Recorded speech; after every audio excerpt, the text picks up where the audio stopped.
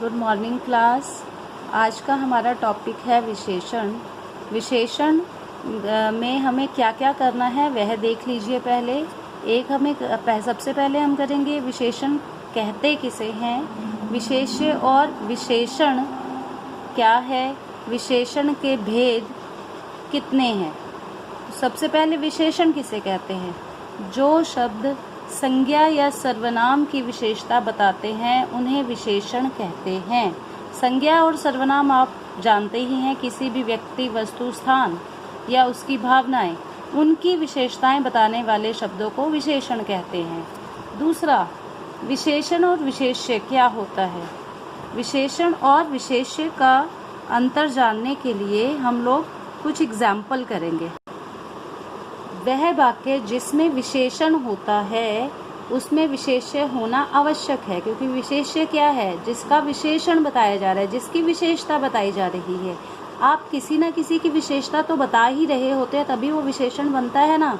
तो इसलिए जिस वाक्य में विशेषण है उसमें विशेष्य का होना आवश्यक है। यह दोनों ही एक साथ आते हैं। कभी विशेष्य आगे या पीछे आ सकता है, किंतु दोनों वाक्य के अंदर होते हैं। जैसे एग्जाम्पल, प्रियंका सुंदर लड़की है। यहाँ किसके बारे में बात हो रही है?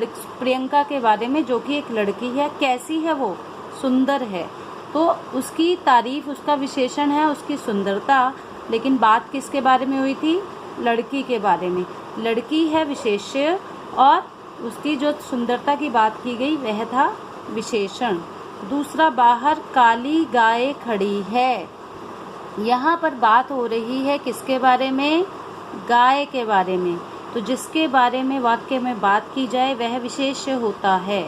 जिसके बारे में हम तारीफ या बुराई करें ना, विशेषण बताएं जिसका, वही विशेष्य होता है।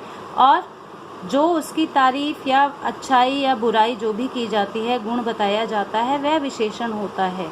इसलिए एक बात तो क्लियर है कि वाक्य में अगर विशेषण है तो विशेष्य भी होगा। मतलब अगर आप किसी की तारीफ कर रहे हैं तो उसे आपको पता होना चाहिए ना आप किसकी कर रहे हैं। किसी इंसान की, वस्तु की, व्यक्ति की, स्थान की, किसके बारे में आप बात कर रहे हैं, तो अब उसका होना भी उस वाक्य में आवश्यक है।